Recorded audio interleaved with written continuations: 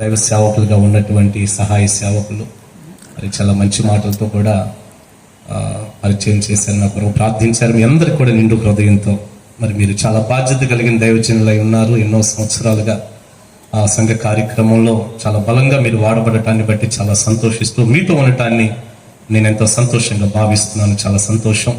మరి చక్కని కోయిరు వారు కూడా చాలా అద్భుతమైనటువంటి పాటలు మరి పాడుకున్నాం. చాలా ఆనందంగా ఉంది. పరిశుద్ధాత్మ దేవుని సన్నిధి మీ ఆరాధనతోనే దిగి వచ్చిందని నేను నమ్ముతున్నాను. చక్కని సంగీతం కూడా దానికి ఎంతో తోడ్పడటం అన్నీ బాగున్నాయి. మన మీటింగ్స్లో మీ అందరికి కూడా నిండు హృదయంతో వందనాలు తెలియజేస్తున్నాను. కొంచెం నవ్వుతూ చెప్పొచ్చు, ఏం పర్వాలేదు, అంత సీరియస్గా ఏం అక్కర్లేదు కదా. చాలా సంతోషం. మరి రాత్రి సౌండ్ సిస్టమ్ కూడా చాలా బాగుంది. అన్నయ్యళ్ళు చాలా బాగుంది అంతా కూడా. వారికి కూడా ప్రత్యేక వందనాలు తెలియజేస్తున్నాను. అందరం కలిస్తేనే దేవుని పని, నేను ఒక్కనే కాదు కదా. చాలా సంతోషం. మరి రాత్రి చాలా విలువైనటువంటి సమయంలో మనం ఉన్నాం.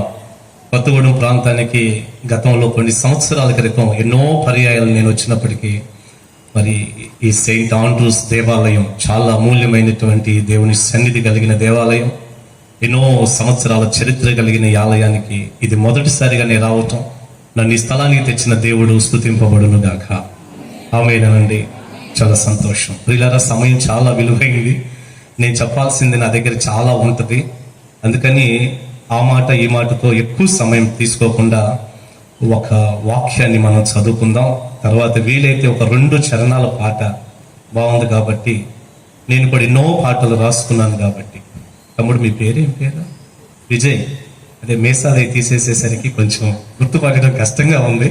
అవునా కాదా, మళ్ళీ విజయ్ అంటే మళ్ళీ నువ్వు రివర్స్ అవుతావా, ఏం జరిగిద్దని పేరు అడిగా.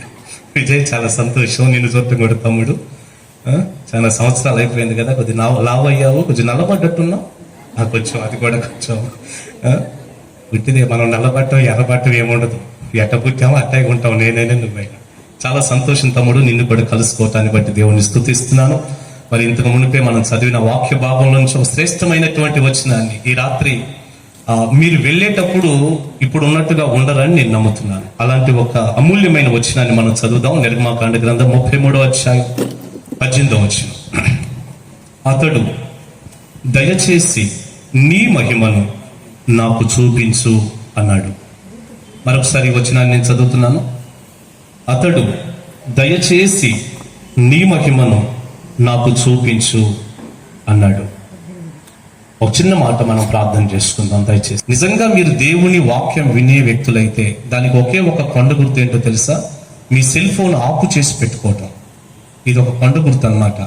మీరు సెల్ ఫోన్ ఆన్ చేసి పెట్టుకుంటే మీరు దేవుని వాక్యం సరిగా వినటానికి వచ్చిన వాళ్ళు కాదు.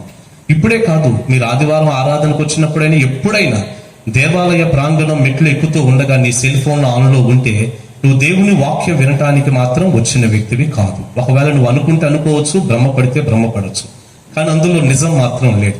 నాకు తెలిసినంత వరకు సెల్ ఫోన్ వాడకం మొదలుపెట్టిన 10-15 ఏళ్ళగా ఒక్కసారి కూడా దేవుని మందిరంలో దీని ఆన్లో నేను పెట్టుకోలేదు. ఎప్పుడు ఫ్లైట్ మోడ్లో పెట్టేస్తాను, ఫోన్లు రావు వెళ్ళవు. కనుక దేవునికి మనం ఇచ్చే గౌరవం అదేనని నేను అనుకుంటాను. కనుక ఈ మాటలు మీకు నచ్చితే దయచేసి మనం ప్రార్థన చేసేలోపు మీరు సెల్ ఫోన్ ఆఫ్ చేసుకోండి. సైలెంట్ కూడా వద్దు, అది కూడా సగం శోధన ఉంటుంది. ఏం అక్కర్లేదు. మనకేం అమెరికా ప్రెసిడెంట్ దగ్గర నుంచి ఏం ఫోన్లు రావు, ఎక్కడి నుంచి వచ్చే ఛాన్స్ మనకు లేదు. మహా వస్తే 1 కిలో టమాటాలు 1 కిలో బెండకాయలు తీసుకురామని కూరగాయ ఫోన్లు తప్ప మనకి ఏమీ రావు. దానికోసం శ్రేష్టమైనటువంటి బంగారం లాంటి వచనాలు మిస్ అయిపోతాయి అనేది నా ఉద్దేశం. కనుక దయచేసి మీరందరూ ఈ మంచి మాట తీసుకొని మీ ఫోన్లు ఆపేసుకోండి. ఫోన్ కంటే ఇంకో ప్రమాదం కూడా ఏముందంటే పక్క వ్యక్తులు మాట్లాడుతుంటారు మీతో. ఇది మరీ డేంజర్. ఫోన్ అయినా స్విచ్ ఆపొచ్చు, కానీ ఆ వాగుడుగా అయినా మనం ఆపలేం. వాడు మన చెవులు తింటుంటాడు. మరి అన్నం తినరాలేదో ఏం తినరాలేదో కానీ మన చెవులు తింటుంటారు ఎడకొచ్చి. మనం శ్రద్ధగా వింటుంటాం, వాడు ఏదో చదువుతుంటాడు లోకం గురించి. అతను లోక సంబంధి, నువ్వు ఆత్మ సంబంధి, చాలా తేడా ఉంది. అందుకని నేను అంటాను, దయచేసి పక్క వ్యక్తి లేడు, నేను ఒక్కనే ఉన్నాను అన్న ఉద్దేశంతో మీరునండి. ఫోన్ ఆపేసుకోండి. మీటింగ్ అయ్యేంత వరకు మీరు పైకి లేవటానికి కూడా వీల్లేదు. వీలైతే దోమ కొడుతున్నా కొట్టనివ్వండి, దాన్ని కొట్టబాగండి. అంటే అంత ఆసక్తితో మీరు వినే కృప దేవుడి రాత్రి దయచేయుగాక. ప్రార్థన చేసుకుందాం. ఈ శ్రేష్టమైన వచనం కోసం ప్రార్థన చేద్దాం. దయచేసి అందరు తలలోంచి కళ్ళు మూసుకోండి. వీలైతే ఒకసారి చేతులలో పైకెత్తి ఒక చిన్న మాట ప్రార్థన చేద్దాం. యేసయ్యా, ఈ రాత్రి నాతో మాట్లాడి. మీరు కళ్ళు తెరిచి ప్రార్థన చేస్తారా, కళ్ళు మూసుకొని చేస్తారా? కళ్ళు మూసుకునే కదా, మంచిదే. నేను అదే అనుకున్నాను. కళ్ళు మూసుకోండి ఒకసారి, అలా చేతులు పైకెత్తి వీలైతే ఒక్క మాట, ప్రభువా ఈ రాత్రి మీరు మాట్లాడితే మేము బ్రతుకుతామయ్యా, మీ స్వరం నాకు వినిపించండి అయ్యా, నాకు సహాయం చేయండి. నిలబడిన మీ సేవకులు కూడా మీరు వాడుకోండి. ఆ వ్యక్తి మాట్లాడితే మాకు ఏ ప్రయోజనం లేదు, మీరు మాట్లాడాలి ప్రభువా, మీరు మాట్లాడాలి. మీ స్వరం వినటానికి నాకు సహాయం చేయండి. ఈ రాత్రి నాయన నేను వచ్చినట్టుగానే తిరిగి వెళ్ళటానికి వీల్లేదయ్యా. లూదియా హృదయం తెరవబడినట్టు నా హృదయాన్ని తెరవండి అయ్యా, నా హృదయాన్ని తెరవండి అయ్యా. అమూల్యమైన మీ మాటల ద్వారా నన్ను దీవించండి. ప్రార్థన. మహాపరిశుద్ధ తండ్రి, నేల మట్టుకు నన్ను తగ్గించండి, మీ సిలువ కేంద్రంలో మరుగు చేయండి. నేను మిమ్మల్ని మాత్రమే మహిమపరచడానికి సహాయం చేయండి ప్రభువా. నేను మాట్లాడటం ద్వారా ఏ మనిషికి ఏ ఉపయోగం ఉండదని నాకు తెలుసు. పరిశుద్ధాత్మ తండ్రి, ప్రేమతో నిన్ను ఆహ్వానిస్తున్నామయ్యా, మీరు రండి. ఈ ప్రాంతం అంతా మీరు సంచరించండి, ప్రతి వ్యక్తిని మీరు తాకండి. మీరు మాట్లాడితేనే మేమందరం ఉపయోగపడతాం. మీ స్వరం వినగలిగిన అవకాశం మాకు ఇవ్వండి.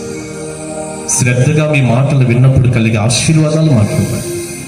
వ్యతిరేకంగా పనిచేస్తున్న ప్రతి విధమైన చీకటి ఆటంక అంధకార శక్తులను నజరేయుడైన యేసుక్రీస్తు నామములో బంధిస్తున్నా. మీ సన్నిధి తోడుగా వచ్చు. యేసు నామాన్ని ప్రార్థన అడుగుచున్నాము తండ్రి, ఆమేన్. హల్లెలూయా. ఇలా సమయాన్ని బట్టి ఒక 2 చరణాల పాట ఒకటి తీసుకుందాం. ఆరాధన పూర్వకంగా ఉండేటటువంటి చక్కని ఒక క్లాసికల్ సాంగ్ లాగా ఉంటుంది. ఆ పాట తీసుకుందాం. దేవుడే మన ప్రపంచం, ఇక ఆయనకి మించి ఇంకేం లేదు కదా. ఆయనే మన ప్రాణమై సర్వం అయితే ఎంత బాగుంది. హల్లెలూయా. Praise the lord. నీవే నా ప్రాణము యేసు, నీవే నా జీవము, నీవే నా లోకము యేసు, నీవే నా ప్రపంచము, నీవే నా ప్రాణము యేసు, నీవే నా జీవము, నీవే నా లోకము యేసు, నీవే నా ప్రపంచము,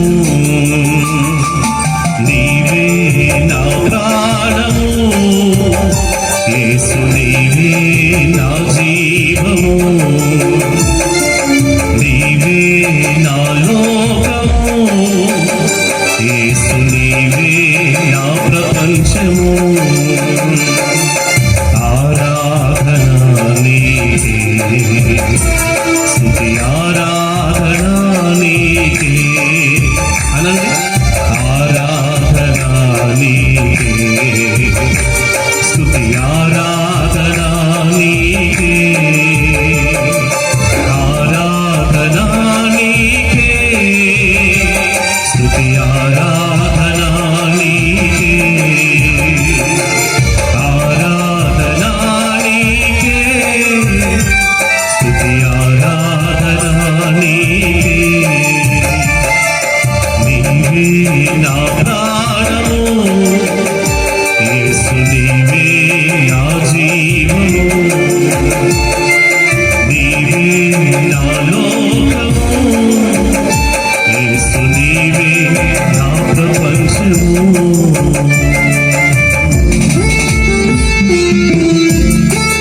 అందరూ కప్పలు కొట్టి లేపదీసుకుంటాం. అదే కదా ఆరాధన అంటే.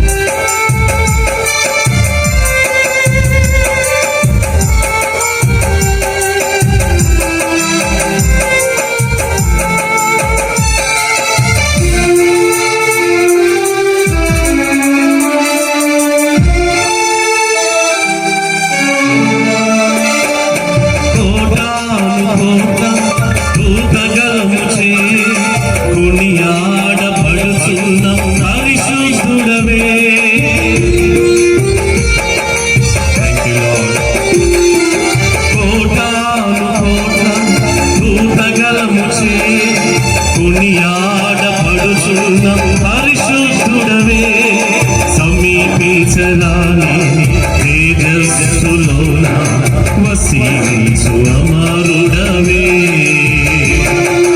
సమీపించరాని తేజస్సులోన వసించు అమరుడవే ఆరాధనా స్తుతి ఆరాధనా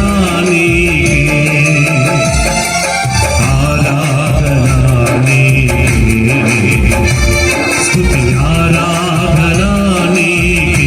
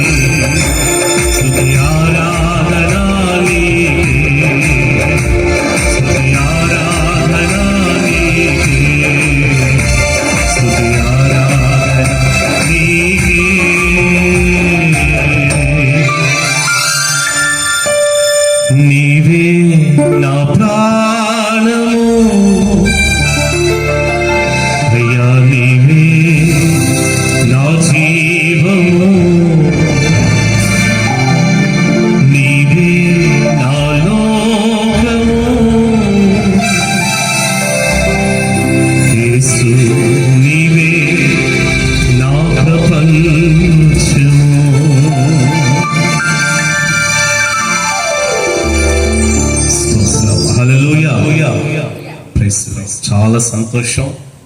అందరికీ వందనాలు. ఎక్కువ పూర్తిగా తీసేయండి అన్నగారండి, ఎక్కువ అక్కర్లేదు, సౌండ్ మాత్రం కొంచెం చూడండి చాలు. ఇప్పుడు బాగుంది, ఇంకెక్కువ పెంచొద్దు, వాళ్ళకి ఇబ్బంది ఉండకుండా చూస్తే చాలు. దేవుని స్తోత్రం. హల్లెలూయా. పిల్లలు, నేను 4వ తరగతి వరకు చదువుకొని కూలి పనులు చేసుకున్నాను. పశువులు కాశాను, పొలం పనులు చేశాను, అన్నీ చేశాను. ప్రభు నన్ను సేవలకు పిలిచినప్పుడు పరిశుద్ధాత్ముని సహాయంతో ఇలాంటి పాటలు దాదాపు 100కు పైగా రాసుకున్నాను. దేవుణ్ణి స్తుతించటం నా జీవితంలో, నా సేవలో ఒక భాగంగా చేసుకున్నాను. దేవుని స్తోత్రం. హల్లెలూయా. రైట్, చాలా సంతోషం. ఎంతమంది సంతోషంగా ఉన్నారు ఈ రాత్రి? ఆనందంగా ఉన్నారా మీరందరూ? అంటే చేయెత్తటం ఆనందం కాదు కదా, చేయెత్తటం ఆనందం కాదు, హల్లెలూయా చెప్పడం కూడా ఆనందం కాదు. మీకు తెలుసు లేదు? ఆనందం అంటే అది అంతరంగంలో ఉంటుంది. అంతరంగంలో ఉన్నప్పుడు అది ముఖంలో కూడా కనపడతా ఉంటుంది. నిజమే, సంతోషంగా ఉన్న ముఖాలండి ఎంతసేపు అయినా చూడబుద్ధి అవుతాయి. కొంతమంది ముఖాలు ఏంటి, ఎప్పుడు నీరసంగా నీరు గారిపోతా, ఎండలకు ఏగిపోతా, దేవుని సన్నిధిలోకి వచ్చి ఆహ్లాదకరమైన పరిశుద్ధాత్మ వాతావరణంలో కూడా ఇది ఏగిపోయినట్టు సీరియస్గా అన్ని జొన్నలు తీసుకెళ్లి ముఖాన్ని ఎత్తే పేలాలు అయిపోతాయేమో, ఏంటంటే ఏగిపోతుంది అనిపిస్తుంది. చాలా మంది సీరియస్గా ఉంటుంటారు, ఎప్పుడు మూడీగా. నాకు అనిపిస్తుంది అసలు వాళ్ళ ఆవిడ ఎట్ట తట్టుకుంటుందా, ఏంటిది ఎట్ట బతుకుతున్నారు అసలు, ఇంట్లో ఉండే నవ్వు లేకుండా అసలు సీరియస్గా పెడితే మన మొఖాలు అసలు చండాలంగా ఉంటాయి. అసలు మన మొఖాలే అంతంత మాత్రం సచ్చి, అటు పూర్తి ఎరుపు కాదు, పూర్తి నలుపు కాదు, ఏదో షేడ్ వచ్చినట్టుగా ఇక్కడ అంతంత మాత్రంగా ఉంటాయి. దానికి తోడు మీరు సీరియస్గా ఉన్నారనుకోండి, అస్సలు చూడండి. సంతోషంలో ఎన్ని దీవెనలు ఉన్నాయో. దేవుని స్తోత్రం. చాలా మంది అడుగుతుంటారు, పాస్టర్ గారు మీరు ఇంత ఆరోగ్యంగా ఉన్నారండి, ఎలా ఉన్నారు? నా వయసు అండి 2 + 50 నా వయసు. ఇంత ఆరోగ్యంగా ఉన్నారు, ఎలా ఉన్నారండి అని కొంతమంది అడుగుతుంటారు.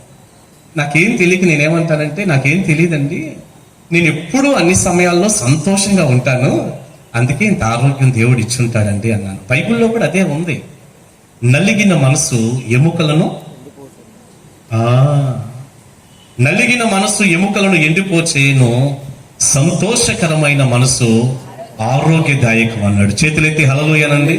నెహెమీయా గ్రంథంలో అంటాడు, మీరు యెహోవా యందు ఆనందించటం వలన నీరసించిపోతారా? కాదు, బలం పొందుతా. కనుక 2 రిఫరెన్స్లే ఇలా ఉన్నాయంటే వాటి మీద మనం కనుక ధ్యానం చేస్తే ఇట్లాంటి కోటాలు 10 పెట్టాలి మీరు. అన్ని విషయాలు ఉన్నాయి అందులో. కనుక మనం సంతోషంగా ఉండటం. పిల్లలు, మీకు మాట తెలుసా? ప్రపంచం మొత్తంలో నవ్వగలిగిన ఒకే ఒక్క ప్రాణి మనిషి మాత్రమే. ఏ జంతువు నవ్వదు. మీకు కుక్క ఎప్పుడైనా నవ్వినట్టు మీరు చూసారా? గాడిద కానీ, కుక్క కానీ, కోడి కానీ, పిల్లి కానీ ఆనందంగా కూర్చొని నవ్వుకుంటున్నట్టు మీరు ఎప్పుడైనా గమనించారా? ఏమో కొత్తగూడెం కుక్కలు ఎట్లాంటివి నాకేం తెలుసు, ఏదో చెప్పండి గమకన. ఎప్పుడన్నా మీరు చూసారా? లేదుగా. మా ఏరియాలో మాత్రం అట్లాంటివి నేను ఎప్పుడు చూడలే. అవి మూడీగా సీరియస్ గా ముఖం ఎలాడేసుకొని ఏదో మొత్తం పోగొట్టుకున్నట్టుగా తిరుగుతుంటాయి తప్ప ఎప్పుడు నవ్వు. ఆనందంగా ఉండగలిగిన భాగ్యం అండి, సంతోషంగా నవ్వగలిగిన ఒక అవకాశం, గుండెల నిండా గాలి పీల్చుకొని హాయిగా నవ్వగలిగినంత ఆనందం, అవకాశం దేవుడు మనిషికి మాత్రమే ఇచ్చాడు. దేవుని స్తోత్రం. మనందరం మనుషులమేనని నేను నమ్ముతున్నాను. మీరు ఆనందంగా ఉండే కృప దేవుడు ఇచ్చిన గాక. మీరు నన్ను అంటారు, మీకేమలే పాస్టర్ గారంటే బ్రహ్మాండమైన కారులో వచ్చాడు, ఏదో సూట్ వేసుకున్నారు, మీకు ఏ కష్టాలు ఇబ్బందులు బాధలు ఏమీ లేనట్టున్నాయి, అందుకే మీరు నవ్వుతారు. మా బాధలు మా కష్టాలు మీకేం చెప్పమయ్యా అంటారా? అట్టంటారు. ఇలా జీవితంలో ఒకటి ఎప్పుడు గుర్తుపెట్టుకోండి, దైవ సేవకులుగా నాకు కాదు, మా అందరికీ మీకంటే 10 సమస్యలు ఎప్పుడు ఎక్కువే ఉంటాయి మా చుట్టూ. ఎందుకంటే మహా ఉంటే మీకు ఒక 4, 5, 10 మందో కుటుంబం అంతే. మాకు కుటుంబం ఉంది, పెళ్లి చేసుకోకుండా మేమేం తిరగట్లేదుగా. మాకు ఫ్యామిలీ ఉంది, పిల్లలు ఉన్నారు, మాకు కుటుంబాలు ఉన్నాయి మీకులాగే. మళ్ళీ 100, 200, 300, 500, 1000 మంది సంఘం అనమాట. ఇక సంఘ సమస్యల గురించి చెప్పటం మొదలు పెడితే దానికి ఇంకో 10 కోటాలు పెట్టాలి మీరు. అందుచేత పాస్టర్ గారికి ఎప్పుడూ సమస్యలు ఉంటాయి. మరి ఎందుకు దైవ సేవకులు ఆనందంగా ఉంటారంటే, మా సంతోషం సమస్యల మీద, భౌతిక పరమైనటువంటి పరిస్థితుల మీద ఆధారపడి లేదు. మన సంతోషం కేవలం యేసు ప్రభు మీద మాత్రమే ఆధారపడి ఉంది. గట్టిగా చప్పట్లు కొట్టి యేసయ్యకి ఒకసారి స్తుతులు చెప్పండి. కొంచెం ఆ చివరలో కూడా కొట్టండి, ఏం పర్వాలేదు. కొంచెం ప్రసంగం బాగుంటే ఉంటాం, లేకపోతే వెళ్ళిపోతాం అన్నట్టు ఆ మూల కూర్చున్నట్టున్నారు, ఎదర కుర్చీలన్నీ ఆపేసి. చివరిలో ఉంటే మళ్ళీ డిస్టర్బెన్స్ లేకుండా వెళ్ళిపోవచ్చు. సరే, ఎందుకు కూర్చున్నారో మంచిదే కదండి, హాయిగా కూర్చున్నారు. ఆడుంటే ఆడే ఉండండి. మనం సంతోషంగా దేవుని వాక్యంలోకి వెళ్దాం, దేవుని వాక్యాన్ని ధ్యానం చేద్దాం. రైట్, మంచిది. సరాసరి దేవుని వాక్యానికి వెళ్ళిపోదాం. మనం చదివిన వాక్యం నిర్గమాకాండ గ్రంథం 33వ అధ్యాయం 18వ వచనం. అక్కడ ఒక వ్యక్తి మనకు కనపడుతున్నాడు. ఆయన పేరు మోషే. చెప్పండి తల్లి, మీరు చెప్పండి ఆయన పేరు. నేను అప్పుడప్పుడు అడుగుతుంటాను, వీళ్ళందరూ దూరంగా ఉన్నారు కనుక నాన్న రేపు నేను వెళ్ళిన దాకా బాధ అనుకోండి, బాధ అనుకోండి, సహాయం అనుకోండి, విజయ్ నువ్వేమన్నా అనుకో, మంచి లైట్ కింద కూర్చున్నావు, చాలా సంతోషం.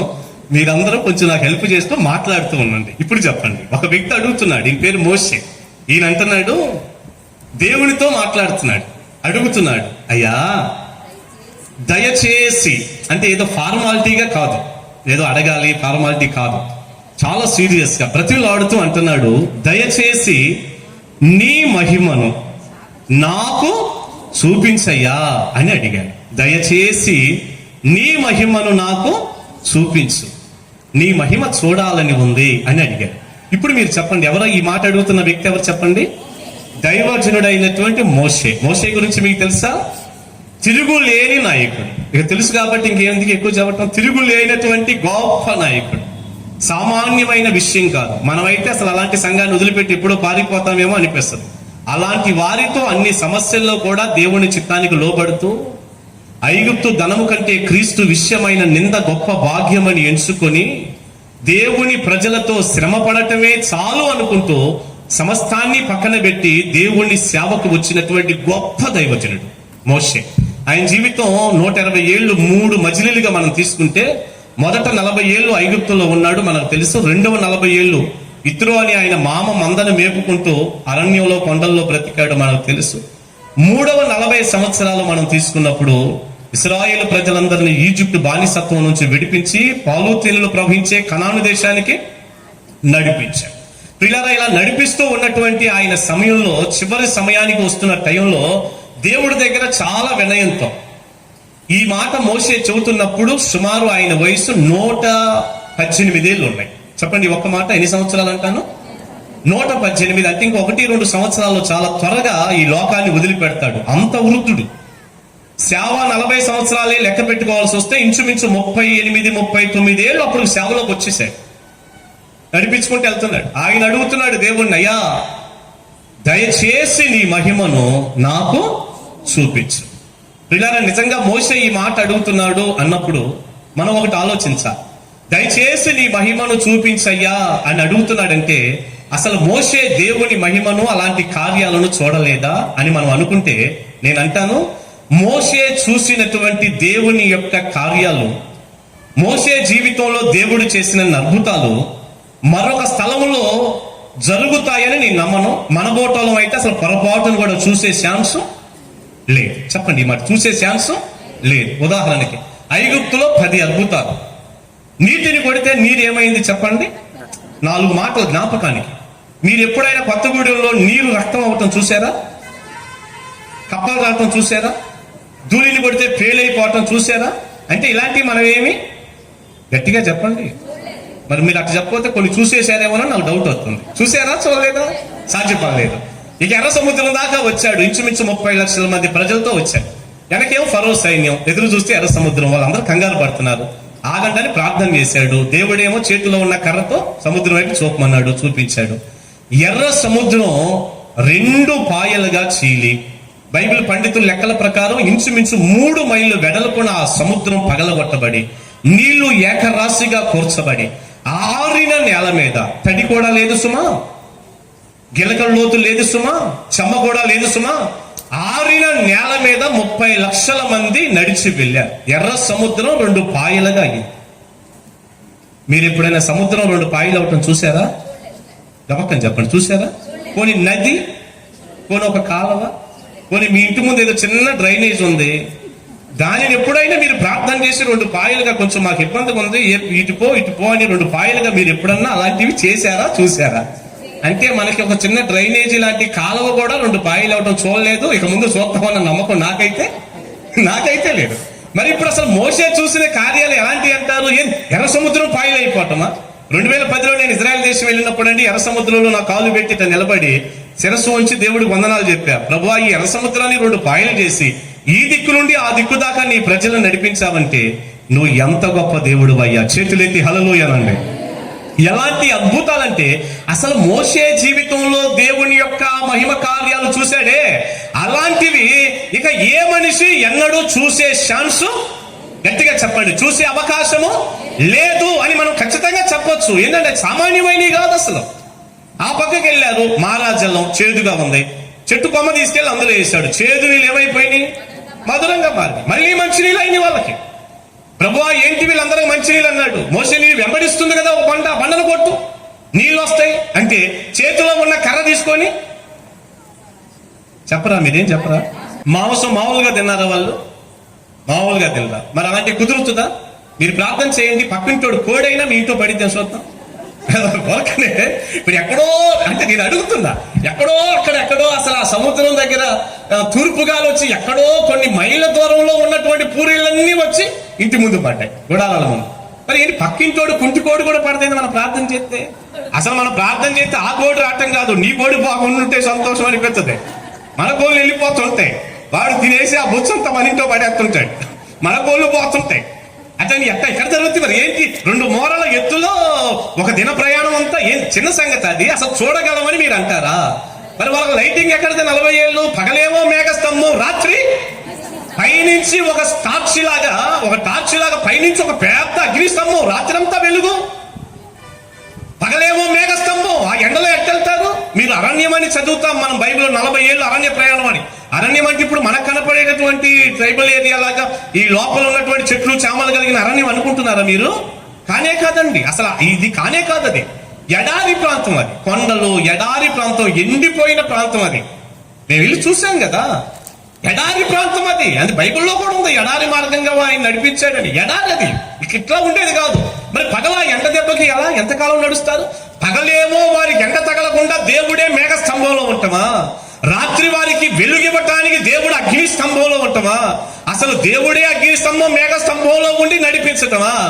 ఆ మేఘం ఎప్పుడు కదిలితే అప్పుడు వీళ్ళు గుడారం తీసుకొని వెళ్ళిపోవటమా? అసలు ఎలాంటి కార్యాలు ఇవంటే మనుషులుగా మనము చూడలేదు, చూస్తామన్న నమ్మకం కూడా అందరూ ఒప్పుకోండి, ఉందా లేదా? విజయ్ నువ్వేం మాట్లాడమంటే చూస్తామా మనం? అయ్యగారు భలే వాళ్ళే, నేను 5-6 చూసేసాను ఇప్పటికి అన్నట్టు బ్యాక్ చెప్తున్నాను, ఆలోచన పెడుతున్నా. విజయ్ ఏదో సరదాగా తమ్ముడు అని, నువ్వేం బాధపడలేదు కదా? చెప్పండి, అందరూ చెప్పండి, ఒప్పుకోండి, ఏం పర్వాలేదు. చూడగలమా? చూసామా? ఏమీ లేదు. ఇక ఇలాంటి మోసే జీవితంలో నేను గుర్తున్న వరకు చెప్పా, ఆ చిన్న బ్రెయిన్కి ఎంతవరకు తెలిస్తే అంత చెప్పా. కానీ మోసే జీవితంలో లెక్క పెట్టలేనని కార్యాలు దేవుని సన్నిధిలో ప్రార్థన చేస్తే దేవుడు వారికి అలాంటి అద్భుతాలు, ఆశ్చర్య కార్యాలు, మహిమ కార్యాలు చేసుకుంటూ కనాను దేశానికి తీసుకెళ్ళాడు. ఇప్పుడు బాగా వినండి. 38వ సంవత్సరం అంటే 118 ఏళ్ళు ఉన్నాయి ఆయనకి. ఇంకొక 1-2 సంవత్సరాలు వెళ్ళిపోతాడు ప్రభు సన్నిధికి.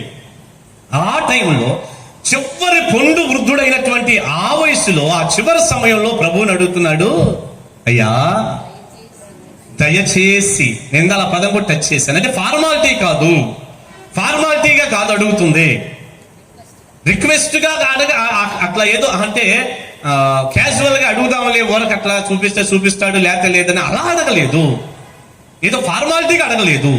అమ్మ చెప్పినట్టు రిక్వెస్ట్, బ్రతిమిలాడుతున్నాడు, అయ్యా దయచేసి.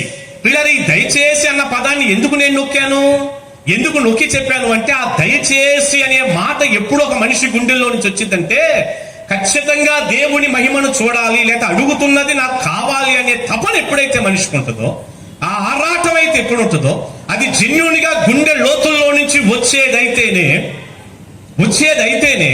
ఆ మాట వస్తుంది. లేకపోతే ప్రభు చూడాలనుకున్నా చూపితే చూపి, లేకపోతే లేదు అని వర్తపోయాం. అలా లేదు, చాలా బ్రతిలాడుతున్నాడు, అడుగుతున్నాడు, రిక్వెస్ట్ చేస్తున్నాడు, అయ్యా దయచేసి, ఇక నా సమయం అయిపోతుంది, దయచేసి నీ మహిమను నాకు చూపించు, ఒక్కసారి నీ మహిమను నేను చూడాలని ఉంది అని అడిగాడు. అంటే ఆ మాటలో ఎంతో ఆశ, ఎంతో తపన, ఎంతో కోరిక, దేవుని మహిమను చూడాలి. ప్రియబిడ్డ, నేనంటాను సింపుల్ విషయం, నేనంటాను దయచేసి నీ మహిమను చూపించయ్యా అని అడుగుతున్నాడు మోషే. అంటే మరి ఈ 38 సంవత్సరాలు ఏ మనుషుడు చూడలేనివి, చెయ్యలేనివి, ఈయన ప్రార్థన ద్వారా జరిగినవే, అవన్నీ కూడా దేవుని మహిమ కాదా? సింపుల్, ఇంకంతే. అవన్నీ దేవుని మహిమ కాదా? అవన్నీ కూడా దేవుని మహిమే గనక అయితే, ఒకవేళ మహిమే కదంటే అలాంటి ఎంత మహిమైతే ఎర్ర సముద్రం చేలాలి, ఎంత మహిమైతే బండలోంచి నీళ్లు రావాలి, ఎంత మహిమైతే పూరేడి పెట్ట మేకలు రావాలి, మన్నా తినాలి, ఎంత మహిమ అయితే జరగాలండి. అవన్నీ మహిమే అంటారా? మరి అదంతా మహిమై 38 ఏళ్ళు అంత మహిమను చూస్తా వస్తా మళ్ళీ దయచేసి ఒక్కసారి చూడాలనుంది అని మోషే అడిగితే ఖచ్చితంగా ఆయన పిచ్చోడు అయి ఉంటాడు. ఆయన తెలివైనోడు ఎట్టవుతాడు? పెద్ద వయసులో ఆలోచన దెబ్బతిని ఉంటుంది, అంతేనా కదా? దయచేసి నీ మహిమను చూపించయ్యా అంటున్నాడంటే తల్లి గుర్తుపెట్టుకో, సోదరుడా గుర్తుపెట్టుకో, 38 ఏళ్ళు ఇప్పటి వరకు ఏ మనిషి చూడలేని కార్యాలు చూశానన్నామే, మోసే చూశాడన్నా అని చెప్పుకున్నామే. అవన్నీ మోసే ఇక్కడ అడుగుతున్న దేవుని మహిమ కానే కాదు. చెప్పండి ఈ మాట, కానే. అది ఇది ఒకటే అయితే మళ్ళీ అడగటంలో అసలు అర్థం లేదు. ఇకంతే, అడగటంలో అర్థం లేదు. ఎప్పుడు చూడని మనం ఏదైనా మహిమ కార్యం అడిగితే అర్థం ఉంది. కానీ 38 ఏళ్ళగా అన్ని ఆశ్చర్య కార్యాలు, మహిమ కార్యాలు చూస్తున్న మోసే మళ్ళీ అలాంటి మహిమనే అడుగుతుంటే అసలు దానికి అర్థం లేదు. అంటే మోసే ఇప్పుడు ఇక్కడ అడుగుతున్న ఇది మోసే చూసిన మహిమకి దీనికి సంబంధం లేదు, పూర్తి డిఫరెంట్. ఇప్పుడు మీరు నన్ను అడగొచ్చు, అయ్యారు ఇప్పుడు అక్కడ చూసినటువంటివన్నీ మహిమ కార్యాలు కాదా అంటే ఖచ్చితంగా మహిమ కార్యాలే. ఒక్క మాటలో చెప్పాలంటే మోసే చూసినవన్నీ దేవుని మహిమ కార్యాలు. చెప్పండి మాట, దేవుని, మళ్ళీ చెప్పండి, దేవుని, బాగా చెప్పారు తల్లి, మళ్ళీ చెప్పండి, దేవుని మహిమ కార్యాలే. కానీ ఇక్కడ మోసే చూడాలనుకుంటుంది మహిమ కార్యం కాదు సుమా, మహిమనే. అవి మహిమ కార్యాలు, ఇది మహిమ, అది దేవుని మహిమ కార్యం. ఇక్కడ మోసే రిక్వెస్ట్ చేసి అడుగుతున్నాడు, ఇక నా సమయం అయిపోతుంది, ఇంత నమ్మకంగా సేవ చేశాను, ప్లీజ్ అయ్యా దయచేసి నీ మహిమను నాకు చూపన్నాడు. అవి మహిమ కార్యాలు, ఇది దేవుని మహిమ. ఇప్పుడు చెప్పండి, అవన్నీ కాకుండా ఇంకా ఏదో మిగిలిపోయిందని, బా ఎంత అద్భుతం అండి అసలు ఆ మాట. అవన్నీ కాకుండా ఇంకా ఏదో మిగిలిపోయిందని దేవుడు అసలు మనమైతే అడగం కూడా. అన్ని చూసిన తర్వాత ఇక సురహ తప్పి కింద పడిపోతాం అంతే. అన్ని కార్యాలు కనుక మన చేతుల మీదుగా జరిగితే ఇప్పుడు ఏముంది, నాలాంటి పాస్టర్ గారు కనుక ప్రార్థన చేస్తే ఈ కొత్తగూడెంలో సముద్రమో నదో 2 మొక్కలైతే ఇక నేను చచ్చిపోయిందాక అది ఒకటే ప్రసంగం చేస్తాను నేనైతే. ఎట్ట కనపడుతున్నా నేనంటే ఎవరు అనుకున్నావు? ఆ నదిని బాయిలు చేసింది. ఇక ప్రతి ప్రసంగంలో వచ్చింది ఇక మనకు అంతే. ఇక ఒకటి కనుక మనం చేస్తే ఇక ప్రార్థన చేయకుండా ఏదైనా బండలో ఉంచి కొన్ని కర్ర పెట్టి కొడితే నీళ్ళు వస్తే ఇంకా అసలు ఆ పాస్టర్ గారికి జరిగే సన్మానాలు ఇక మా ప్రతిదీ ఇక బ్రెయిన్ లో అదే ఉంటుంది. ఏంటి అనుకుంటున్నావు? ఆ బండలోంచి నీళ్లు తెప్పించింది నేనే. ఒకవేళ అలాంటి ఏదైనా మీరు చేస్తే జరిగిననుకో, మీరు ఇక్కడికి ఎందుకు వస్తారు? ఈ ఏడకెందుకు? ఇప్పటికే సగం కుర్చీలు ఖాళీ అయిపోయినాయి, మీరు మాత్రం ఎందుకు వచ్చేవాళ్ళు? ఇక ఆటితోనే శ్రమ తప్పి పడిపోయే వాళ్ళు సిలైని పెట్టి మనం లేపాల్సి వచ్చేది. మీకేం తెలుసు అసలు? అదే ఉంటుంది ఇక బ్రెయిన్ లో, అసలు ఆయన ఉండడం అదే ఉంటుంది. కానీ మోసే మనలాంటి వెర్రోడు కాదు, మనలాంటి తెలివి తక్కువడు కాదు. మోసే ఎన్ని అద్భుతమైన కార్యాలు మనిషి అనేవాడు చూడలేని, చెయ్యలేని కార్యాలు చూసినా మోసేకి సంతోషం లేదు. గుర్తుపెట్టుకోండి, మోసేకి ఆనందం లేదు, వాటితో తృప్తి చెందలేదు. మనం నవ్వుకుంటూ చెప్పేసుకున్నాం అలాంటి 1-2 జరిగితేనే మనల్ని పట్టుకోలేరంటని. కానీ మోసే వాటితో ఆస్పృహతోనే బ్రతకలేదు, ఆ ఆనందంలోనే లేడు. ఒక్క మాటలో చెప్పాలంటే వాటిని బట్టి మోసే ఏమి పరవశించలేదు, నాట్యం చేయలేదు, ఆనందభరితుడైపోయి వాటినే మనసులో పెట్టుకొని పరవశించిన వ్యక్తి కూడా కాదు. దానికి మించింది ఏదో ఉంది, అది కావాలి మోసేకి. దేవునికి స్తోత్రం. చేతులకు చెప్పండి హల్లెలూయా. దానికి మించింది మోసేకి ఏదో కావాలి. అందుకే అడుగుతున్నాడు చివరి సమయంలో నీ మహిమను నాకు చూపించయ్యా. ఇంతకీ అన్ని కార్యాలు చూసినటువంటి దైవజనుడు వాటిలో సంతోషించకుండా నీ మహిమను చూపు అంటున్నాడంటే చూడాలి అనుకుంటున్నటువంటి మహిమ ఏంటని మీరు అంటారు? ఏం చూడాలనుకుంటున్నాడు? దేవుణ్ణే. చెప్పురా తల్లి, పల్లె చెప్పారా మీరు? దేవుణ్ణే. చెప్పండి ఒక్క మాట, దయచేసి నీ మహిమ నాకు చూపయ్యా అంటే అర్థం ఏంటంటే నువ్వు మహిమతో సహా నాకు కనపడాలి. చప్పట్లు కొట్టండి ఒకసారి గట్టిగా దేవునికి. శక్తి అంతా కూడగట్టుకొని కొట్టండి. హాస్పిటల్ ఐసీలో పడుకున్నాడు కొట్టినట్టు కొట్టకూడదు, శక్తి అంతా కూడగట్టుకొని కొట్టాలి దేవునికి. దేవునికి స్తోత్రం. మహిమతో సహా నువ్వు కావాలి, నువ్వు కనపడాలి. నీ మహిమ అంటే నువ్వే మహిమతో సహా నాకు కనిపించాలి. ఆ మాట చూడండి, మనం చదివిన దాంట్లోనే ఉంది. అదేం మనం పెద్ద ఆశ్చర్యపోయేంత విషయం ఏం లేదు ఇక్కడ. చూడండి ఆ మాట అక్కడ ఉంది. 18వ వచనంలో మోషే అన్నాడు, దయచేసి నీ మహిమను నాకు చూపించు అన్నాడు. 20లో దేవుడు ఏమన్నాడు మోషేతో? మరియు ఆయన నీవు నా ముఖమును, అసలు ఆయన అడిగింది ఏంటి, ఇది చెప్పేదేంటి? అదే ఇప్పుడు మనం ధ్యానం చేస్తున్నాం. ఆయనేమో నీ మహిమను నాకు చూపించయ్యా అన్నాడు. ప్రభు అంటున్నాడు నీవు నా ముఖమును చూడజాలవు, ఏ నరుడు నన్ను చూసి, అంటే అర్థం ఏంటి? మోషే అడుగుతుంది దేవుణ్ణే. ఇక ఇంతకు మించినటువంటి జవాబు మనకి ఏం అక్కర్లేదు. ఇక మోషే అడుగుతుంది ఎవరినయ్యా అంటే దేవుణ్ణే. మహిమతో సహా దేవుణ్ణే చూడాలనుకుంటున్నారు. కానీ దేవుడు అంటున్నాడు ఏ మనిషి నన్ను చూడలేడు, నా ముఖమును నువ్వు చూడజాలవు, ఏ నరుడైనా నన్ను చూస్తే చనిపోతాడు, బ్రతకడు అన్నాడు.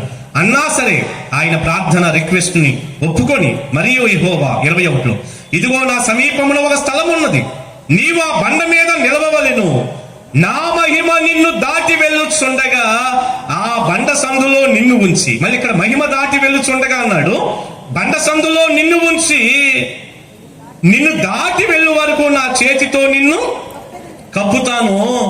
నేను నా చెయ్యి తీసిన తర్వాత నా ఒక వెలుగు చూస్తావు, ఒక మేఘం చూస్తావు కాదండి, నా ముఖమును, క్షమించండి, నేను నా చెయ్యి తీసిన తరువాత నా వెనుక పార్శ్వమును నువ్వు చూచెదవు, కానీ నా ముఖము నీకు కనబడదని మోషేతో చెప్పాడు. ఇప్పుడు మీరు చెప్పండి, దేవుడు అంటున్నాడు మోషే నన్నే చూడాలనుకుంటున్నావు, ఒరిజినల్ గా నన్ను చూస్తే ఏ మనుషుడు పొరపాటును కూడా బ్రతకడు, అయినా కూడా నువ్వు ఎంతగా అడుగుతున్నావు కాబట్టి నిన్ను ప్రేమించి నేనేం చేస్తానంటే అదిగో అక్కడ బద్దలైన ఒక బండ ఉంది, ఆ బండ సందులో ఉండు, నా చేతితో కప్పుతాను, మహిమ దాటి వెళుతూ ఉంటుంది. మహిమ అంటే నేనే, నేను దాటి వెళుతూ ఉండగా నా చేయి తీస్తాను, చేతితో కప్పేది నేనే, దాటి వెళ్ళేది చెప్పండి, దాటి వెళ్ళేది నేనే, చేతితో కప్పేది. చూడండి ఆయన ఎంత అనంతుడో, దేవునికి స్తోత్రం. కప్పిన చెయ్యి ఎక్కడ, దాటి వెళ్ళేది ఎక్కడ, అసలు ఏమన్నా పొంతనుందా? అందుకే ఆయన దేవుడై ఉన్నాడు, సర్వశక్తిమంతుడై ఉన్నాడు. దేవునికి స్తోత్రం. మన లెక్కలా కాదండి. దేవుడు అంటే మనం ఏదో గూట్లో పెట్టి కొవ్వు తెలిగించి ఒక పువ్వేదో ఆయన ముందు పడేసి ఆయన కాదండి. ఆయన సర్వ సృష్టికర్త. సొలొమోను దేవాలయం కట్టి 7.5 సంవత్సరాలు అంటాడు, అయ్యా ఆకాశ మహాకాశములు సైతం నిన్ను పట్టజాలవు, నేను కట్టిన ఈ దేవాలయం నీకేమి సరిపోయింది అన్నాడు. నిజమే, ఆకాశమే కాదు ఆకాశ మహాకాశాలు సైతం దేవుణ్ణి పట్టలేవు, అంత అనంతుడు ఆయన. ఆకాశం నా సింహాసనం, భూమి నా పాదపీఠం. ఆకాశంలో కూర్చొని భూమి మీద కాలు పెడతాడా? కొంచెం హైట్ తక్కువ ఉంటే కుర్చీలో కూర్చున్నా, నీకు నేలే అందుకే కింద స్టూల్ వేసుకోవాలి మనం. కొంచెం పొట్టోళ్ళు అయితే స్టూల్ వేసుకో, కాళ్ళు ఎప్పుడు పడుతుంది, స్టూల్ తెచ్చి అంటే పిల్ల తీసుకొచ్చి అయితే పెట్టుకోవాలి. మరి ఆయన ఏందో ఆడ కూర్చొని ఎడ కాలు పెట్టాడంట. దేవుణ్ణి నువ్వు అంతగా ఊహించుకుంటే అసలు ఈ కుర్చీలు ఎట్టుండే కాదు. ఇంకంతే, ఒక మాటలో సరిపోయేది అంత. మీరు ఆలోచిస్తే దేవుణ్ణి నువ్వు అంతగా కనుక ఊహించుకొని ఉండుంటే ఇక ఆ లెక్క వేరుగా ఉండేది, ఆ భక్తి వేరుగా ఉండేది. కనుక చేత్తో కప్పేది ఆయనే, దాటి వెళ్ళేది ఆయనే. నా వీపి భాగం నీకు చూపిస్తానని మోషే సరాసరి దేవుని వీపి భాగాన్ని చూడగలిగిన అవకాశం దేవుడు మోషే కలగజేశాడు. ఆయన చూసిన అన్నిటికంటే గొప్ప మహిమ, గొప్ప అద్భుతం దేవుణ్ణే చూడటం. చప్పలు కొట్టండి గట్టిగా ఒకసారి. హల్లెలూయా. మీరు ఒక చిన్న ప్రశ్న నన్ను మళ్ళీ అడగొచ్చు. మోషే గురించి మనం ముందు అధ్యాయంలో చదువుతున్నప్పుడు అయ్యగారు చాలాసార్లు మోషే నా ముఖాముఖిగా చూశాడు, నా స్నేహితుడు కలుసుకున్నాము, నన్ను ముఖాముఖిగా ఎరిగిన వాడు అన్నారుగా దేవుడు. అప్పుడు ఎలా చూశాడు అంటే మహిమ లేకుండా కనపడ్డాడు. సింపుల్. మధ్యాహ్న కాలం 12 గంటలకు వచ్చే సూర్యునికి సాయంత్రం 5ంటికి అస్తమించే సూర్యునికి తేడా లేదా? 2 ఒకటే సూర్యుడు. అంటే ఒక చిన్న మాటలో సత్యం మీకు అర్థమైందని తొందరగా చెప్పేస్తున్నా. సమయం కూడా చాలా విలువైంది, నాకు నేను చెప్పాల్సింది చాలా ఉంది. అందుకని మధ్యాహ్నం అదే సూర్యుడు, సాయంత్రం అదే సూర్యుడు. మహిమ ఏమైపోయింది? ఆ కాంతి ఏమైపోయింది చెప్పండి. అలా దేవుడు తన మహిమను, కాంతిని తగ్గించేసుకోండి. శరీరధారిగా యేసు ప్రభువారు దేవాతి దేవుడు వచ్చాడు లోకంలో కంటే మహిమంతా వదిలిపెట్టుకుంటే గానీ ఆయన రాలేకపోయాడు. కానీ మోషే చూడాలనుకుంది ఒరిజినల్ అని దేవుణ్ణి, అంతే, ఒరిజినల్ పిక్చర్. వీపి భాగాన్ని చూడగలిగిన ఒక గొప్ప అవకాశం మోషే పొందుకొని నిజంగా ఇక ఎంత పరవశించుంటాడు అంటే ఇక సామాన్యమైన సంగతి అన్ని బైబిల్లో అక్కడ రాయబడకపోయినప్పటికీ మనకు అర్థమవుతుంది. దేవుడే ఉన్న పాటున మహిమతో ఆయన పార్శ్వ భాగాన్ని, ఆ వీపి భాగాన్ని చూడగలిగినప్పుడు ఇక ఆ మనిషికి ఉండే సంతోషం, ఆనందం సామాన్యమైనది కాదు. ఇప్పుడు మీరందరూ చెప్పండి, మీరందరూ ఒక్క మాట చెప్పేయండి, ఒకే ఒక్క మాట మీ గుండెల్లోకి పోనివ్వండి.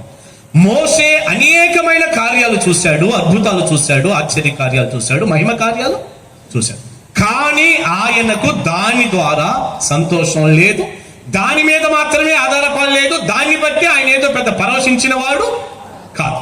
మరి మోషేకి ఏం కావాలి? దేవుడు కావాలి. నాకు నువ్వు కావాలి, నిన్ను చూడాలి, నువ్వు నాకు కావాలి. ఎర్ర సముద్రం పాయలైంది, నాకు అవసరంలా. బండ నుండి నీళ్ళు వచ్చినాయి, నాకు అక్కర్లా. మన్నా కురిసింది, ఏమొద్దు, అయిపోయింది అదంతా. కానీ నువ్వు చేసే కార్యాలు కాదు. అంతేరా నాన్న, ఈ రాత్రి ప్రసంగం ఒకే మాట.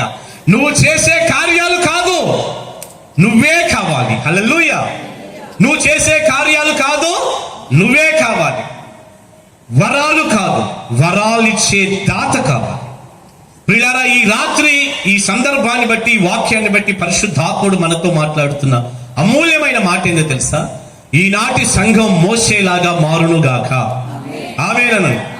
ఈనాటి క్రైస్తవ సంఘం మోషేలాగా మారునుగాక. ఆమేనని. నిజంగా మనం మోషేలాగా, ఈ సంఘటనలన్నీ ఎందుకు దేవుడు ఉంచాడంటే మనం అలా మారాలని. నిజంగా మోషేలాగా బ్రతకాలి, మోషేలాగా ఉండాలి అంటే ఆ మనిషి కోరుకోవాల్సింది ఏందో తెలుసా? వరాలు కాదు. చెప్పండి, వరాలు కాదు, వరాలిచ్చే దాత కావాలి. స్వస్థతలు కాదు, స్వస్థపరిచే దేవుడు కావాలి. ఆశీర్వాదాలు కాదు, ఆశీర్వదించే దేవుడే కావాలి. అంటే అవి వద్దాయి కాదంటే అలా అంటం లేదు నేను. అవి జరగనివ్వండి. దేవుడు ఏదైనా మనకు అవసరం ఉంటే స్వస్థపరచగలడు, దీవించగలడు, వర్ధల చేయగలడు, ఆశీర్వాదాలు ఇవ్వగలడు. ఆయన ఇచ్చే దీవెనలన్నీ నిండారుగా మీకు కలుగును గాక. ఆమేన్ అనుకోండి. మీ బిడ్డలందరూ కూడా దీవించబడుదురు గాక. నేను దైవజనుడిగా దీవిస్తున్నాను. దేవుడు ద్వారా కలిగే ఈవులు, వనరులు, ఆశీర్వాదాలన్నీ సమృద్ధిగా మీకు దేవుడు కలగ చేయను గాక. కానీ నేను అంటాను, ఆయన ఇచ్చే ఆశీర్వాదాలు కోటైనా అవి ఆయన మాత్రం కాదు. గుర్తుపెట్టుకోండి. ఆయన ఇచ్చే ఆశీర్వాదాలు కోటి మన ఇంట్లో ఉన్నా అవి ఆయన మాత్రం. ఆయన ఇచ్చే స్వస్థత వేరు, ఆయన వేరు. ఆయన ఇచ్చే ఆశీర్వాదం వేరు, ఆయనే వేరు. కానీ ప్రియులారా, ఈ రోజున మనుషులకి ఎవరు కావాలి? విశ్వాసులకి ఎవరు కావాలి? ఈనాటి క్రైస్తవులకి ఏం కావాలి అంటే స్వస్థతలు కావాలి, అద్భుతాలు కావాలి, ఆశ్చర్య కార్యాలు కావాలి, మేలులు కావాలి, దీవెన కావాలి, ఉద్యోగాలు కావాలి, అమెరికాలో సెటిల్ అవ్వాలి, బ్రహ్మాండమైన పెళ్లి కావాలి, పిల్లయ్యాక మగ పిల్లలే కావాలి. మళ్ళీ నాకు ఆడపిల్లలు పుడితే కుదరదండి. మరి ఆడపిల్లలు పుడితే కుదరదు. ప్రభు ఇంత అన్యాయస్తుడు ప్రభా, మగ పిల్లోడిని ప్రభా పొక్కలెంతో గోగి తీసి అందులో పెడతాను నన్ను, మగ పిల్లోడిని ప్రభా. చూడండి, మనుషుల మైండ్ అంటే ఎంత చిత్రంగా ఉంటుందంటే, నాకు తెలిసిన ఒక ఆమె మా చర్చిలో ఇద్దరు మగ పిల్లలు నరకం చూపిస్తున్నారు, చాలా ఇబ్బంది పెడుతున్నారు. అలా ఇబ్బంది పడే ఆడవాళ్ళందరూ వచ్చండి నా దగ్గర అప్పుడప్పుడు, అన్నయ్య నువ్వెంత ధన్యుడివి, ఇద్దరు ఆడపిల్లలకు అన్నారు, అదే మీకు కావాలని అన్నట్టు ఏదో గూగుల్లో వచ్చి డౌన్లోడ్ చేసుకుని మాకు నచ్చిన దేవుడి వాళ్ళు అంటుంటారు, అయ్యగారు మీరు ఎంత ధన్యులంటే ఇద్దరు ఆడపిల్లలకు అన్నారండి, మా బాధలు మామూలు కాదు, మాట లేదయ్యా, తిరగబడుతున్నారయ్యా, కొడుతున్నారయ్యా, మమ్మల్ని చూడలేదయ్యా అంతా చెప్పు. ఈ తల్లి మాత్రం వాళ్ళిద్దరు మగ పిల్లలకి ఇదే చెప్పింది. ఇద్దరికి పెళ్లి అయింది, చిన్నోడికి పెళ్లి అయింది. ఈ మధ్య అమ్మాయి ప్రెగ్నెంట్ తో ఉంది, రేపో మాపో కనే సమయం అది. ఈ మధ్య మెల్లిగా నా దగ్గరకు వచ్చి అంటుంది, అయ్యగారు అబ్బాయి పుట్టేటట్టు ప్రార్థన తన్నా బుద్ధి రాదు అనిపించింది నాకు. తన్నులు తింటున్నా అంటే మీ పిల్లలు మీకు ఏదో ఇబ్బంది నేను అంటలేదండి.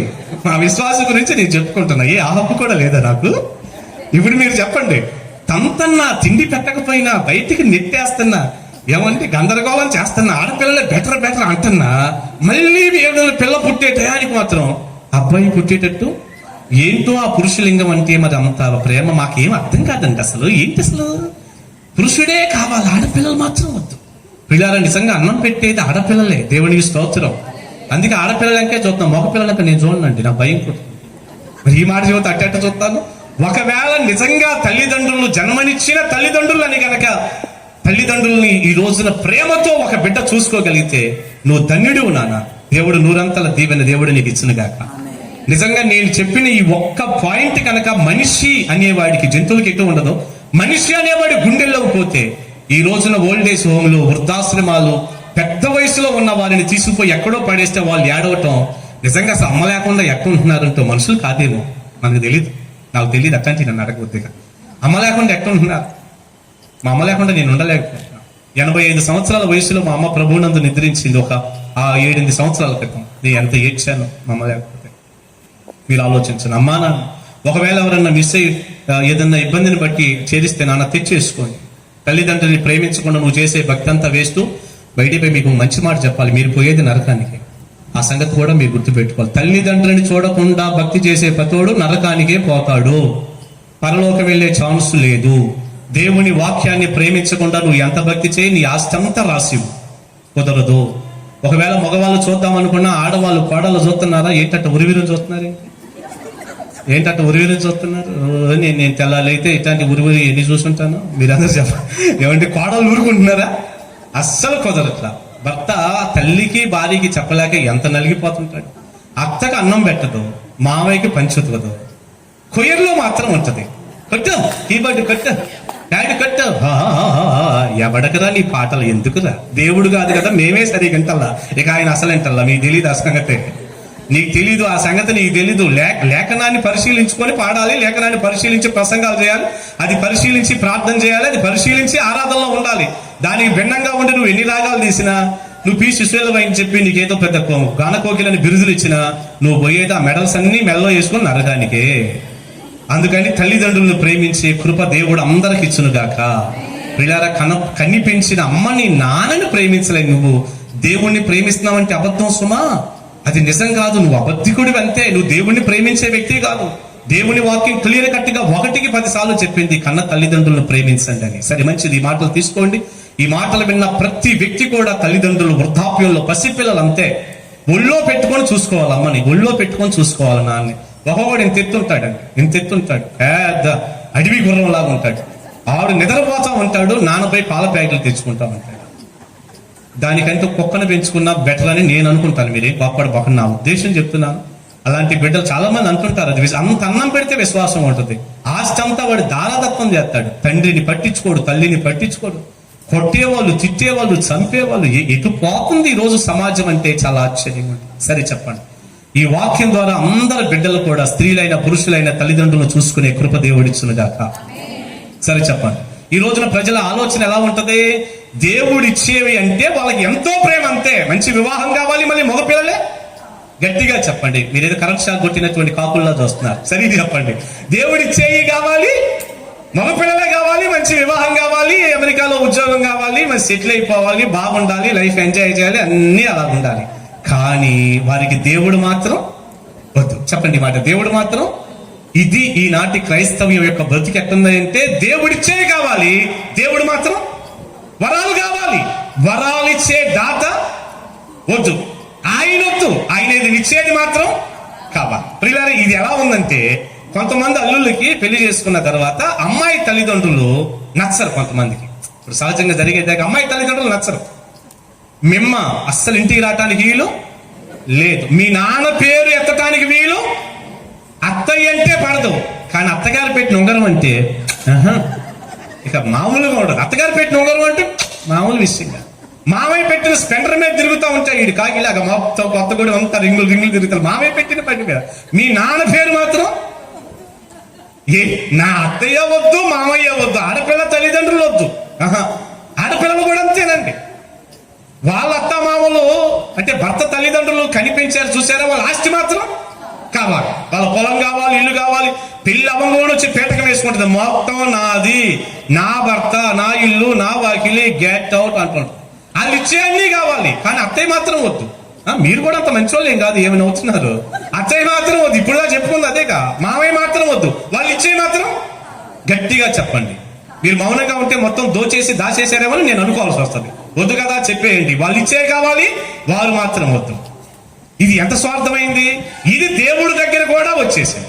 దేవుడు వద్దు, ఆయన ఇచ్చే మాత్రం మాకు కావాలి. ప్రియారా, నిజంగా మాకు ఆయన ఇచ్చేవి ఉంటే ఉన్నాయి, లేచలేదు.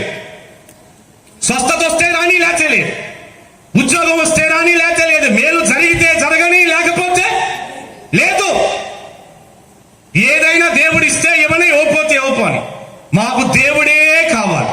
మోసేలాగా ఆయన్నే చూడాలి, మాకు ఆయనే కావాలని కనుక ఈనాటి సంఘం అనుకోనుంటే అసలు ఈ కుర్చీలు పొరపాటును కూడా ఇలా ఉండేవి కాదు. ఈనాటి మన సంఘం అంతా ఇదేనంటారా? మీకు ఒక చిన్న మాట చెప్పండి, మన సంఘం అంతా ఇదేనంటారా? ఒకవేళ ఉదాహరణకి పాస్టర్ గారి పేరు ఏం పేరండి? భూషణమయ్య గారు. ఈ 3 రోజులు మీటింగ్లు ఖచ్చితంగా ఉన్న వాళ్ళకి కుటుంబానికి ఒక 20,000 రూపాయలు నేను ఇద్దాం అనుకుంటున్నాను అని గనక ముందు ప్రకటన చేసుంటే, మీరు ఒక్క మాటే చెప్పండి, నీకేం వద్దు, ఎందుకు అంత మొత్తం పిసుకోవడం, ఒక మెతుకు సరిపోతుందిగా. 3 రోజులు, ఈ రాత్రి రేపు రాత్రి ఆదివారం మనకున్న వర్షిప్ లో మీరు కంటిన్యూ కనుక వస్తే అక్కడ పేరు రాసుకుంటాం. 3 రోజులు వస్తే ఒక్కొక్క ఫ్యామిలీకి ఒక 25,000 రూపాయలు గిఫ్ట్ గా నేను ఇద్దాం అనుకుంటున్నాను డబ్బులు అని గనక ఒక్క అనౌన్స్మెంట్ చేస్తుంటే ఈ కుర్చీలు ఇలాగే ఉండే అని మీరు అనుకుంటారా?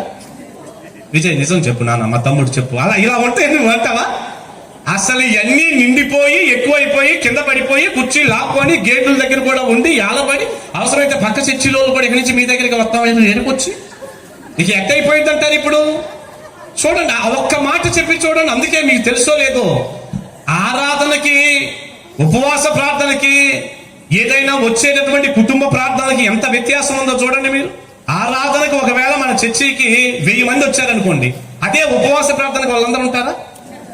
ఆల్ నైట్ పెడితే ఇక అంతే సంగతులు. అంటే వీళ్ళకి ఏంటంటే దేవుడు వద్దండి, పడిపోయిన వారిని, కృంగిపోయిన వారిని లేవనెత్తే యెహోవా ఆయన. అంతేగాని శుభ్రంగా వచ్చినోడు కింద పడి పోయేటప్పుడు కుంటుకుంటా పోవటం, మళ్ళీ ఆ బాధలన్నీ ఏంటంట, అసలు పట్టం ఎందుకు? అసలు ఆయన ఉన్నాడు, మీకు చూసుకోండి, నిజం నాన్న, అసలు ఆయన మాత్రం ఉన్నాడు, ఈ కొసరై మాత్రం ఉంటాయి. ఇవే కావాలి ప్రజలకి. అక్కడ జనం తండోపతండాలు ఉంటారు. మళ్ళీ వాక్యం అంతా అయిపోయింది, వస్తారు, అమ్మ కోట ఎట్ట జరిగింది, ఏం జరిగింది అనుకుంటాం, మామూలుగా జరగల, బ్రహ్మాండంగా జరిగింది. సరే మంచిదే, ఏం వాక్యం చెప్పారు?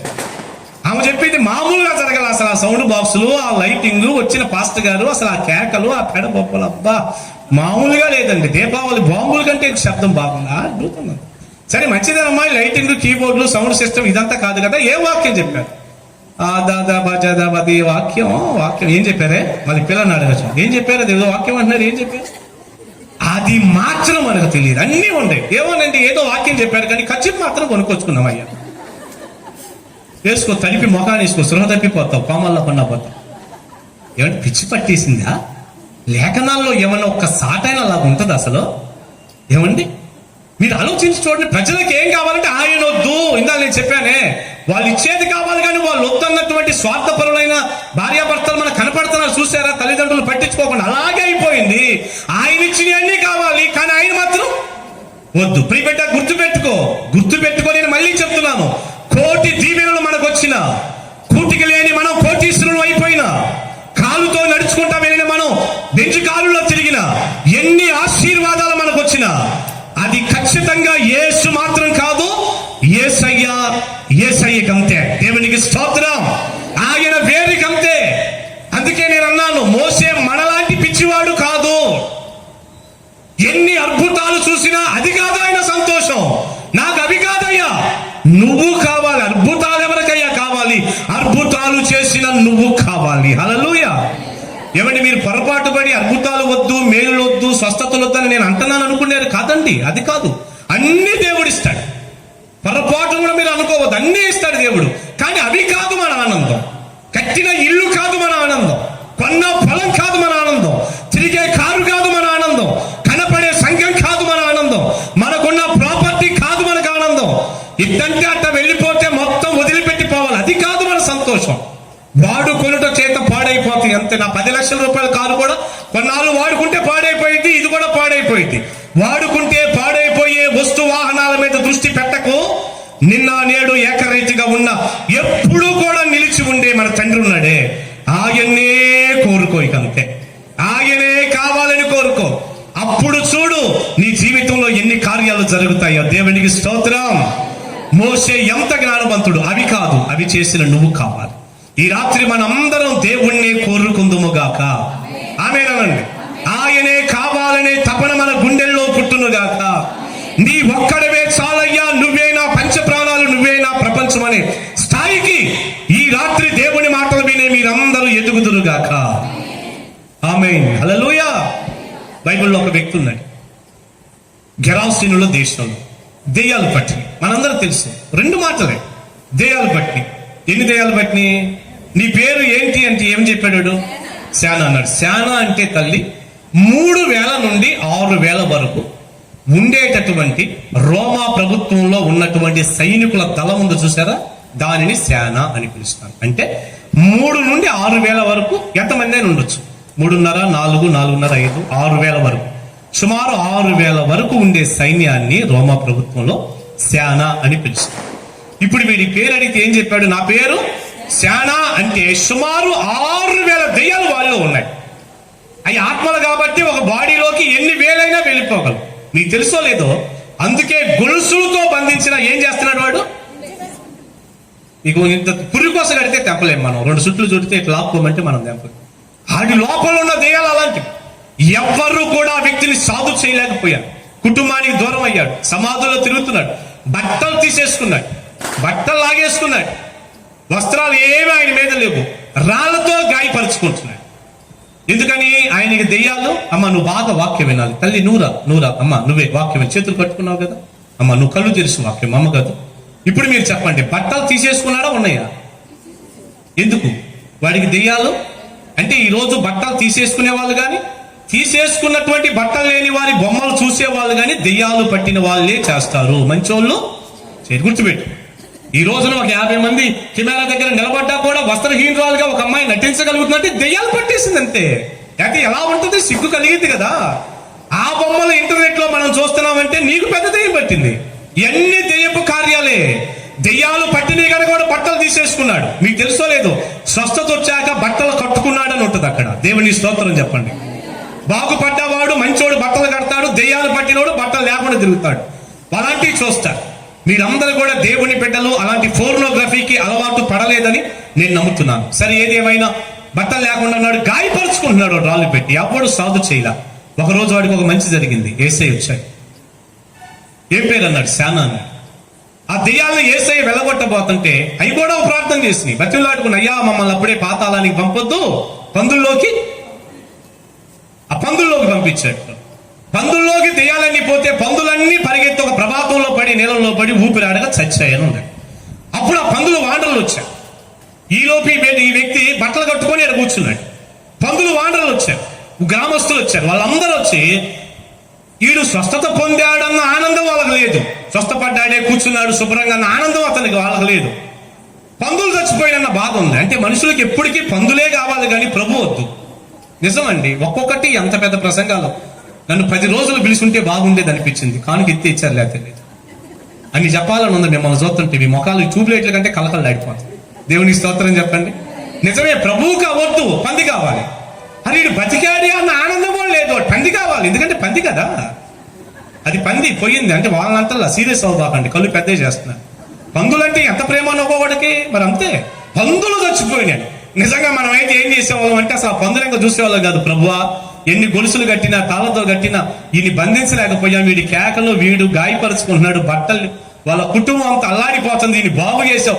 ఈ వ్యక్తులు ఒక దెబ్బతో ఇంత 6,000 దెయ్యాలు పట్టినోని బాగు చేసావంటే ఇక నువ్వు మా గ్రామంలోకి వస్తే ఎన్ని కార్యాలు జరుగుతాయి రా ప్రభు అని రెడ్ కార్పెట్ వేసి పిలిచేవాళ్ళం మనం. అయితే వాళ్ళకి కావాల్సింది పంది కదా, ప్రభువు కాదు కదా. నిజమే, ఈనాటి మనుషులకు కావాల్సింది పందులే, ప్రభువు కాదు. లేకపోతే సంఘాలు ఇట్లా వెలవెల ఎందుకు పోతాయి అంటే లోకం కావాలి, బురద కావాలి, పాపం కావాలి, ప్రభువు కాదు. ఈ రోజు మనుషులకి ఎంత వ్యత్యాసం ఉంది. వద్దు నువ్వు అన్నారు, వెళ్ళిపోమన్నారు, మా ప్రాంతంలో రావటానికి వీలు లేదన్నారు. ఆ మాట చెబితే ప్రభు అంటే బలవంతంగా దూసుకుంటా వెళ్ళి దూరే వ్యక్తి కాదు ఆయన, బలవంతం చేయడు. అందుకే హృదయం అనే తలుపు దగ్గర నిలబడి తడతనాడే తప్ప బద్దలు కొట్టుకొని లోపలికి రాలేడా? ఇదేదైనా పెద్ద ఇనపకి ఇట్లా ఏంది ఇది రాలేడంటే ఆయన. కానీ రాడు ఆయన. మనకు ఆ స్వతంత్రం ఇచ్చాడు, ఆ ఫ్రీడమ్ ఇచ్చాడు. మనం తెరిస్తేనే వస్తాడు, ఆహ్వానిస్తేనే వస్తాడు.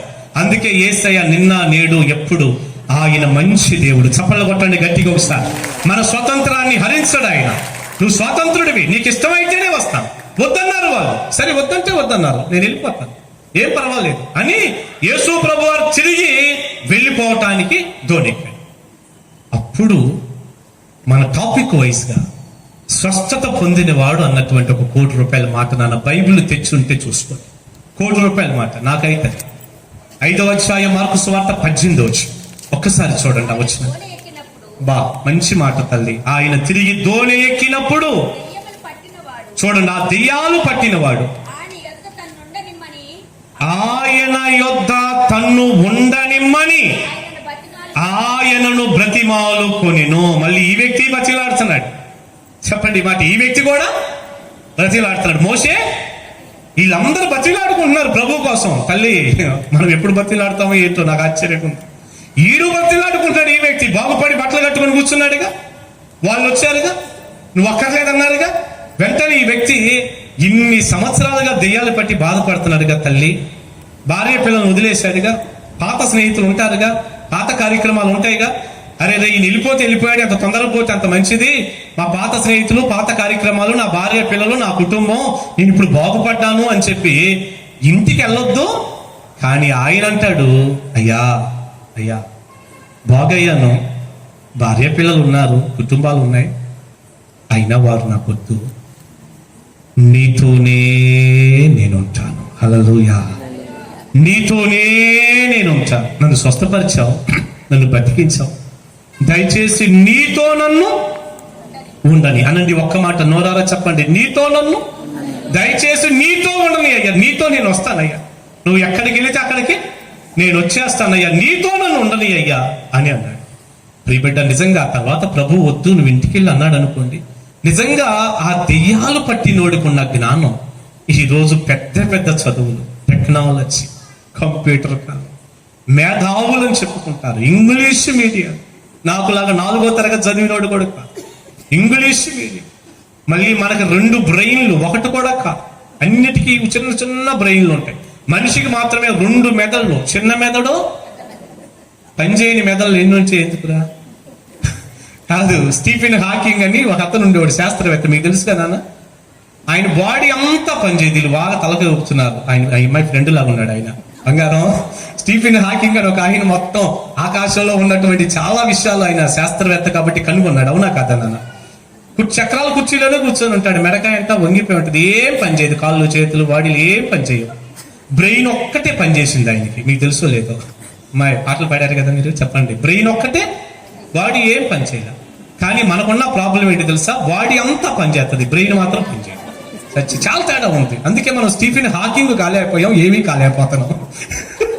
నిజం, బాడీ అంతా పనిచేస్తుంది, రెచ్చిపోతాం అంతే, కానీ బ్రెయిన్ మాత్రం పనిచేయదు. 2 బ్రెయిన్లు డెడ్ అయిపోయి ఉంటాయి అనమాట, మొత్తం ఛార్జింగ్ అయిపోయి కూర్చుంటాయి. ఏది సత్యం, ఏది అసత్యం, ఏది మేలు, ఏది కీడు, ఎవరికి ఏం అర్థమవుతుంది చెప్పండి, ఆలోచించండి. ఆ దెయ్యాలు పట్టి స్వస్థత పొందిన వాడికి కనుక ఉన్నటువంటి ఆలోచన ఈ రోజున సంఘానికి ఉంటే సంఘ చరిత్ర వేరేలాగా ఉండేదని నేను అనుకుంటాను. దేవునికి స్తోత్రం కలుగునుగా. బాగు చేశావు, నీతో నన్ను ఉండని. ఈ ఒక్క మాట చెప్పగలిగిన వ్యక్తి కనపడుతున్నాడు.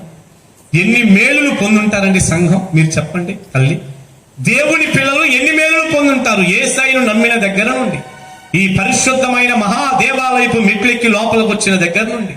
దేవుడు ఎన్ని స్వస్థతలు ఇచ్చాడు, ఎంత మేలులు చేశాడు, ఎలా కుటుంబాలు కట్టాడు, ఎలా ఉద్యోగాలు ఇచ్చాడు, ఎలా ఆస్తిని పెంచాడు, ఎలా రక్షణ ఇచ్చాడు, ఎలా నరకాన్ని కొట్టేశాడు, పరలోక భాగ్యాన్ని ఇచ్చాడు, మన కొరకు ప్రాణమే ఇచ్చాడు. ఎన్ని మేలులండి ఆయన చేసినాయి. మీరు ఇంటికి వెళ్ళి దేవా నువ్వు చేసిన మేలులు అని ఒక టైటిల్ పెట్టి ఒక బుక్లో అవన్నీ మీరు రాస్తే అసలు అలా రాయటానికి మీ డైరీ అంతా సరిపోదేమో అనిపిస్తుంది నాకైతే. అన్ని గొప్ప కార్యాలు దేవుడు మీ పట్ల చేశాడు అంతే. మీకు ఎట్టా తెలుసండి అయ్యగారు అనబాకండి, మీ గురించి నాకు తెలియదు, ఈ మహనీయుల గురించి నాకు బాగా తెలుసు. హల్లెలూయా. మనుషుల గురించి నాకు తెలియకపోవచ్చు, ఆ మంచి దేవుడి గురించి తెలుసు. చెడ్డవారికి సైతం, కృతజ్ఞత లేని వారికి కూడా మేలు చేయటం మాత్రమే తెలిసిన వాడు ప్రభు అయిన యేసుక్రీస్తు. ఒకసారి చప్పట్లు కొట్టకూడదు మా తండ్రికి? కృతజ్ఞత లేని వారికి కూడా, దుష్టులకు సైతం ఆయన మంచివాడు అంతే. మేలు చేస్తాడు, మేలులు చేశాడు. అన్ని మేలులు పొందిన మనం నీతోనే ఉంటా ప్రభువా.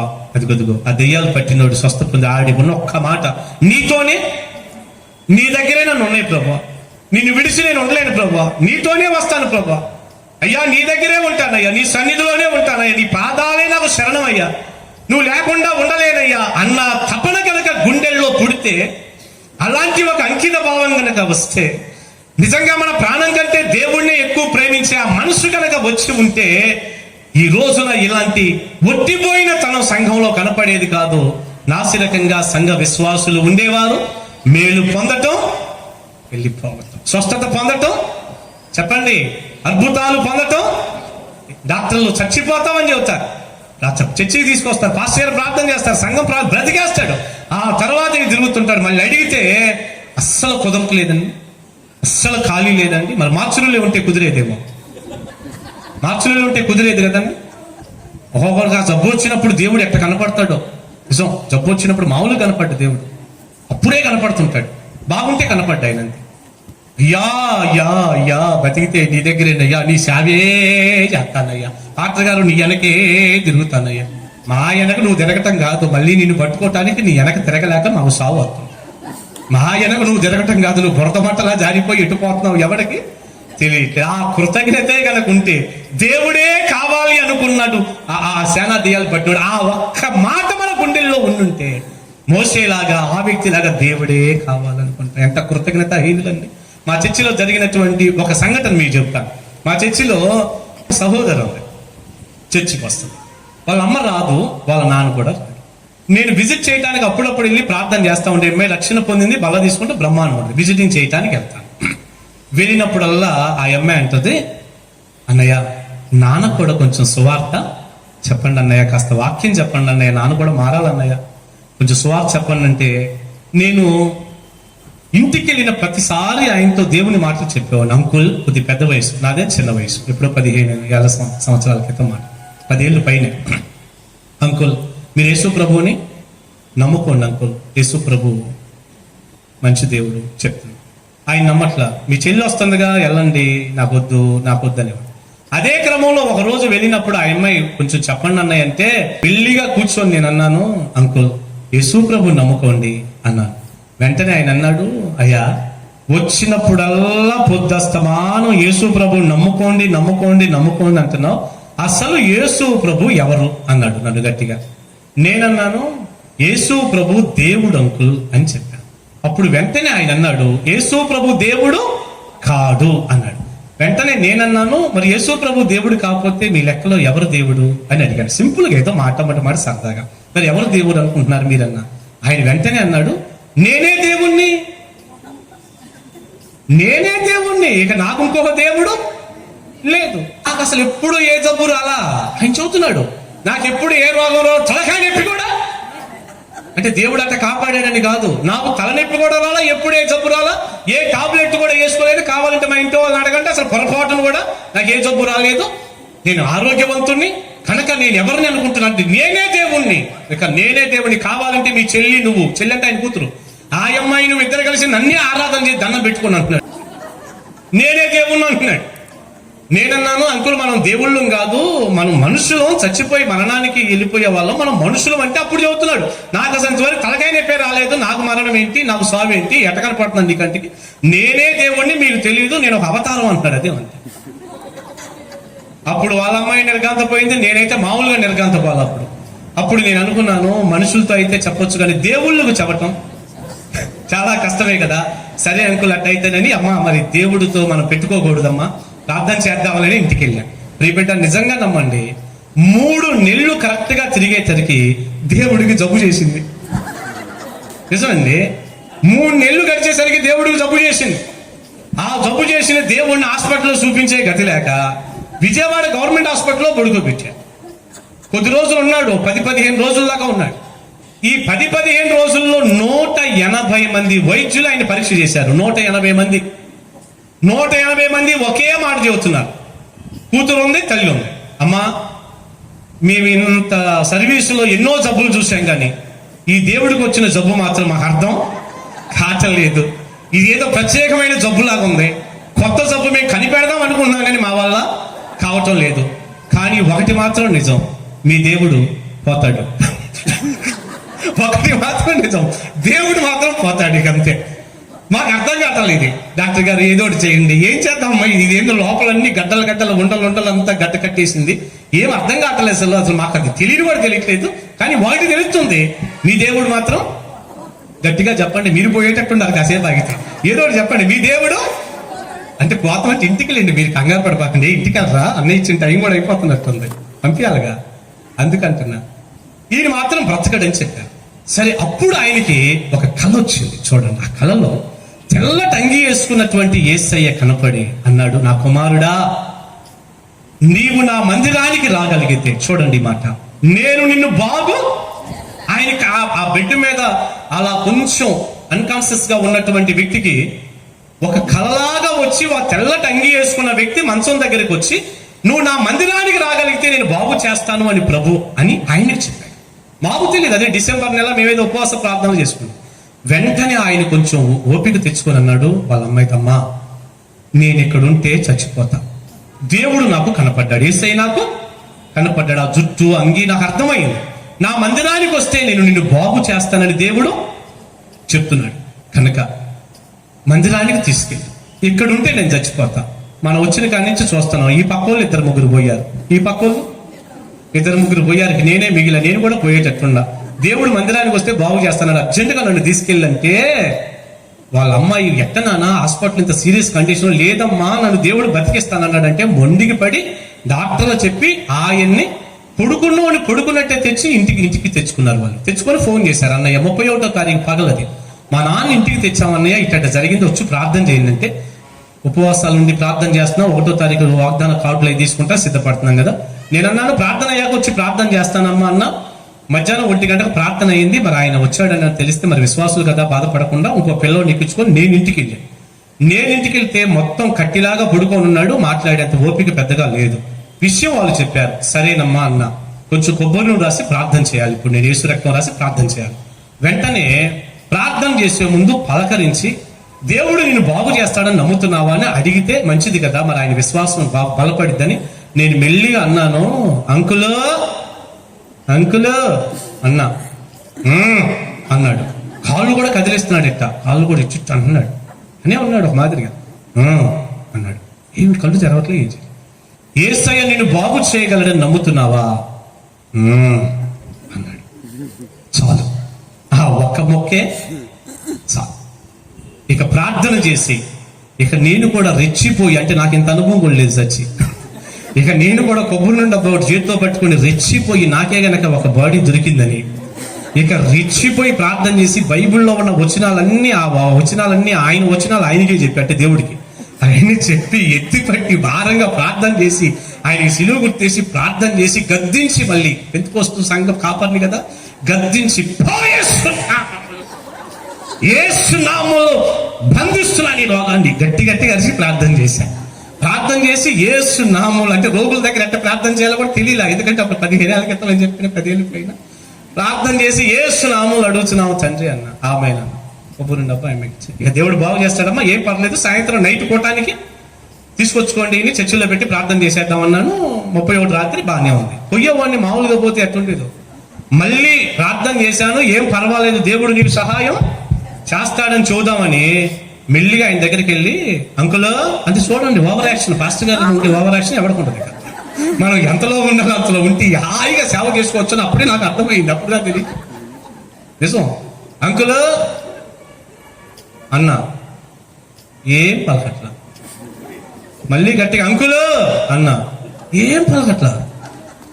నాకు డౌట్ వచ్చి కాళ్ళు చూసి, అంటే నేను అరిచుడు చచ్చిపోయాడా, నేను ప్రశాంతంగా ప్రార్థన చేసి కొబ్బరి నూనె చేతిలో పెట్టి వెళ్ళిపోవాల్సిన నాకెందుకు ఈ బాధ అంతా, అసలు ఏం చచ్చిపోయాడా ఏంటి, నా అరుపులకి ఆ కూర్చి కత్త గుండె ఆగిపోయి చిలకి ఎగిరిపోయిందా ఏంటి, ఏం అర్థం కాదా. ఇక నాకు కాళ్ళంగా చూసా, పిల్లలు నిజం కదిలిచ్చే ఏళ్ళు కూడా ఆగిపోయినాయి, కదిలిచ్చే ఏళ్ళు కూడా ఆపేశాడు. నాకు అర్థం కాల. మళ్ళీ పిలిచి, అంకులో ఏం మాట్లాడతా, ఇక నాకు తక్కువ వస్తుంది, అంకులో ఏం ఉండవా, చచ్చిపోయావయ్యా, ఏందయ్యా ఈ పని చేసావు, ఇప్పుడు ప్రార్థన చేసి నేను చంపానంటాను.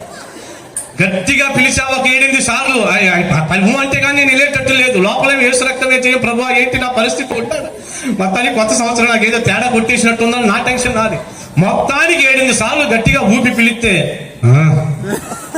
అన్నాడు ఒకసారి. అప్పుడు వాళ్ళిద్దరికి, అమ్మాయి 2 సాక్షులు ఉంటే సరిపోయిందని బైబిల్లో కూడా ఉంది, మీ 2 సాక్షులు, మీ నాన్న బతికే ఉన్నాడు, నాకు సంబంధం లేదు, మరి సేవ చేసుకోవాల్సింది చాలా ఉంది, అసలు ఎవరి ప్రాయం, భార్య 2 ఆడపిల్లలు ఉన్నారు, మరి మా భయం మాకుంటది కదా, మా భయం మాకుంటది. అందుకని అన్నాడు. మీరు విన్నారా లేదా? విన్నామండి, సరే ఓకే తెచ్చుకోండి. సాయంత్రం తెచ్చారు, తెల్లారి వాగ్దానాల ప్రార్థన తెచ్చారు. ఇక శుక్రవారాలు చర్చిలో పడుకోబెట్టి బాడీ ఆటోలో శవాన్ని పెట్టుకొని తీసుకొచ్చారు. శుక్రవారాలు కడుపు కట్టుకొని ప్రార్థన చేసి మేము దేవుని సన్నిధిలో మొరపెట్టానండి. 2-3 వారాలు 20-30 రోజుల్లోని 4-3 వారాలు తిరిగేసరికి పీనిగిలాగా ఉన్నవాడు ఏనిగంత అయిపోయాడు. బ్రహ్మాండంగా పైకి లేచాడు. ఇక తెల్ల పంచ తెల్ల చొక్కా గట్టి ఇక సూపర్గా ఉన్నాడు. ఇక ఇక ఉండి ఊపిరాన్ని ఇట్లా నా బాప్తిసం ఇస్తావా లేదా అసలు ఇక దేవుడే నా ప్రాణం, నా పంచ ప్రాణం, నా ప్రపంచం. నేను పాడానే అట్ట, నా ప్రపంచం ఆయనే, నా పంచ ప్రాణాలు ఆయనేనంటే వాళ్ళ ఆవిడికి ఆయన కలిపి బాప్తిసం ఇచ్చాం ఒక మంచి సమయంలో. రక్షణ పొంది బల తీసుకుంటున్నాడు. ఇలా దేవుళ్ళు ఎదుగుతున్నాడు. ఎంత కార్యం, 180 మంది డాక్టర్లు చచ్చిపోతామన్నారు, కానీ దేవుడు బతికిచ్చాడు. అయిపోయింది. ఒక రోజున విజిట్ చేద్దామని ఇంటికి వెళ్ళి ప్రార్థన చేద్దామని వెళ్తుంటే మళ్ళీ లీవ్ ఎక్కితే బీడీ కాల్చుకుంటూ కనపడ్డాడు. సింపుల్, అయిపోయింది అంతే. అప్పుడు దైవజనుడు ఏమంటాడు చెప్పండి? అంకుల్, ఏం బీడీ నువ్వు కాల్చేది? బాగుందే, చక్క కూర్చొని కాల్చుకో, నిలబడ్డావే అంటాడు పాస్టర్ గారు. అంటాడండి దైవజనుడు అంటాడు ఆ మాట. ఏమయ్యా నువ్వేం మనిషి అయ్యా, అసలు దేవుడు చచ్చిపోయే నిన్ను బ్రతికించాడు, బాప్తిసం కోసం ఊపిరాన్ని ఇవ్వలేదు, ఈ రోజున మళ్ళీ ఈ పాపం చేస్తున్నావు, తప్పు కదా. మరి ఇలా ఉన్నా నీవు బల్లారాధనలో చేయబేటాకి వీలు చెప్పండి లేదు అన్న తప్ప రైటా? ఇది ఏ సేవకుడు ఏమంటాడు మరి? నన్ను బల్లారాధన వద్దంటాడా అని నా మీద పేకల దాకా కోపం పెట్టుకొని చూడండి, మందిరం మానేసి పెద్ద రివర్స్ అయిపోయాయి. మీ జీవితంలో దేవుడు చేసిన మేలులకి కృతజ్ఞతగా నువ్వే కావాలయ్యా అని కోరుకునే మంచి మనసు దేవుడు నీకు దయచేయునుగాక. ఆమేనండి. నా జీవితంలో నన్ను ప్రభువు గొప్ప కార్యాలు చేసి చనిపోయే వ్యక్తిని బ్రతికించి ఎక్కడో అట్టడుగున ఉన్న నన్ను తెచ్చి ఇంతటి వాడిని చేశాను. ఈ రోజున నా ప్రభు అంటే నాకు పంచ ప్రాణాలు. అది చెప్పే సమయం కాకపోయినప్పటికీ మగ్దలేనే మరియ 7 దెయ్యాలు వెళ్ళగొట్టబడింది, మీకు తెలుసు కదా. ఆమె సమాధిలో ఉన్న యేసు కోసం ఆదివారం వెళ్ళింది. ఈ మధ్య ధ్యానం చేస్తుంటారు కదా మీరు. ఈ ఒక్క మాట చెప్పండి, ప్రార్థన చేసుకుందాం. సమాధిలో ఉన్న యేసు కోసం. పిల్లల నిజంగా ఆమె వెళ్ళేటప్పుడు యేసు లేచాడని వెళ్తుందా, సమాధిలో ఉన్నాడని వెళ్తుందా? సమాధిలో ఉన్నాడు, రాయెవరు పొర్లిస్తాడు, అతను పొయ్యాలి అని వెళ్తుంది సుగంధ ద్రవ్యాలు తీసుకొని. ఆ తర్వాత ఆయన సజీవుడిగా కనపడ్డాడు, అది వేరే విషయం. అంటే ఇప్పుడు నేనంటాను, నాకు అర్థమైన విషయాన్ని బట్టి మరియకు ఎవరు కావాలి?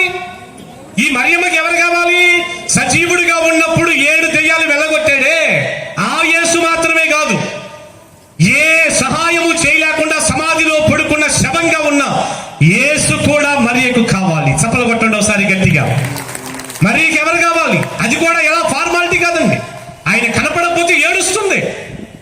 మీరు యోహాను సువార్త 20 చదువుకోండి, ఏడుస్తుంది, వెతుకుతుంది, కన్నీళ్లు. యేసయ్య కనపడ్డాడు, తోటమాలు అనుకుంది, అంటుంది అయ్యా నీవు గనక నా ప్రభువుని ఎక్కడైనా తీసుకెళ్లి ఉంచితే చెప్పు, నేను ఆయన ఎత్తుకొని ఏంటి ఎత్తుకొని వెళ్ళిపోయేది ఏంటిది? 33.5 సంవత్సరాల ఒక యూదుడు, ఒక యవనస్తుడు, బలమైనటువంటి వ్యక్తి, అన్నిటికీ మించి చనిపోయిన బాడీ ఎంత బరువు ఉంటుందో 4 మోయాల. మోసేటప్పుడు భుజం నిప్పి పుట్టి సమాధుల తోటగాడ 4 మార్చుకోవాలి, మళ్ళీ మార్చుకోవాలి భుజం నిప్పుడితే. అలాంటి ఒక పురుషుడు 33.5 సంవత్సరాలు యవనస్తుడు యేసయ్య చనిపోయిన శవంగా ఉన్నాడు. ఆమె దృష్టిలో ఎంత బరువు? ఆమంటుంది నువ్వు ఎక్కడ ఉంచావో చెప్పు, నేను ఆయన ఎత్తుకొని ఏంది ఆయన బాల యేసు ఆ సంకన వేసుకొని వెళ్ళిపోటాకి. అంటే ఆమెలో ఉన్న తపన యేసు కావాలి.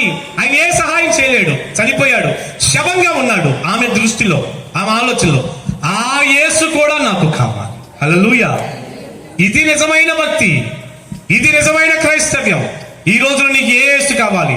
సహాయం చేస్తేనే యేసా, చేయకపోయినా ఆయన కావాలా? చెప్పండి, ప్రార్థన చేద్దాం. దేవుడు కావాలా? దేవుడిచ్చే కావాలా? వరమా? వరాలిచ్చే దాత. పిల్లరా, ఎన్ని మన జీవితంలో చూసినా అది కాదు మన సంతోషం, చేసిన ఆయనే మన సంతోషంగా ఉండును గాక. వరాలు కాదు, వరాలిచ్చే దాతే మనకు ముఖ్యుడై ఉండును గాక. మన స్పృహంతా దేవుడి మీదే మనము పెట్టుదుము గాక. మరియవలే 7 దెయ్యాలు వెలగొట్టే సజీవుడిగా ఉన్న యేసే కాదు, శవంగా ఉన్న యేసు కూడా మనకి. అంటే ఆయన ఇప్పటికీ సజీవుడే, కానీ నేను అంటాను ఏమీ చేయకపోయినా ఆయనే నా దేవుడు. అంతే, ఏం చేయకపోయినా ఆయనే మన దేవుడు.